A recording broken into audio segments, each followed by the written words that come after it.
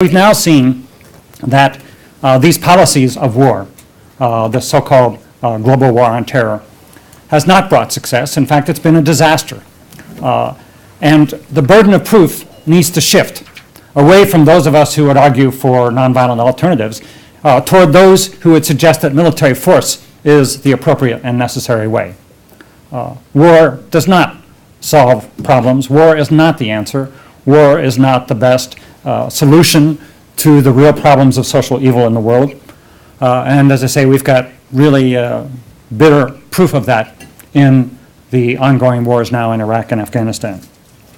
We're about to mark the 5th anniversary of that terrible conflict in Iraq with no end in sight. And yet the costs keep mounting. Nearly 4,000 American troops dead, tens of thousands wounded, hundreds of thousands of Iraqis killed, millions driven from their homes.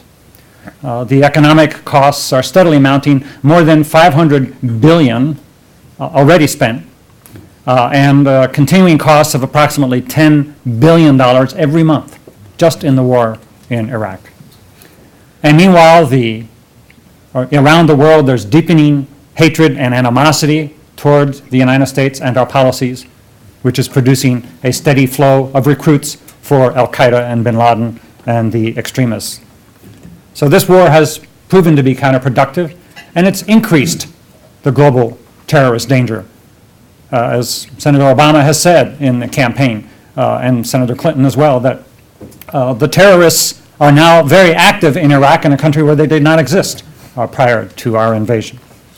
And globally, al-Qaeda has regrouped and is now enjoying greater support and new recruits constantly. Even the State Department's own figures show that the number of terrorist attacks worldwide has increased in direct proportion to our occupation of Iraq. And just a couple weeks ago, the Director of National Intelligence, Mike McConnell, testified before the Senate that al-Qaeda is getting stronger and has increased its capacity to attack us here in the United States. So much for this strategy of war, this so-called war on terror. So we are right to criticize this policy and to challenge those who would advocate the use of military force.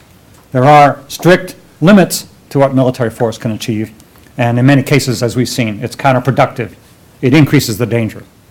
I would argue that nonviolence is relevant and can provide many of these answers. And partly that's rooted in the origins of nonviolence as developed by Gandhi.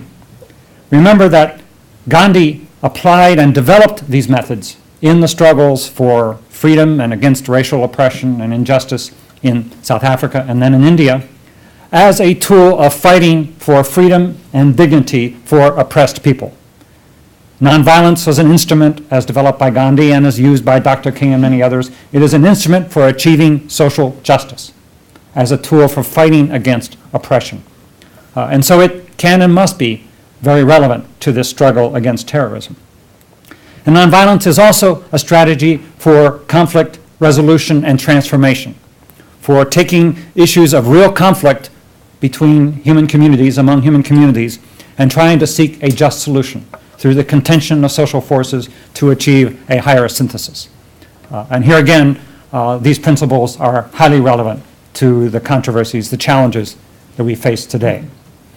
I would like to see a future president, our next president, coming up in January of next year, get up before the world, perhaps at the inaugural address, and say, we're retiring this concept of a global war on terror. And instead, we're going to develop a new strategy in which we work with other countries collaboratively in cooperative action to enhance the opportunities that people around the world will have for developing, that will address the real grievances that are legitimate in many countries around the world, and that will utilize diplomacy, development, and support for democracy as our principal instruments for countering the threats that al-Qaeda does indeed pose.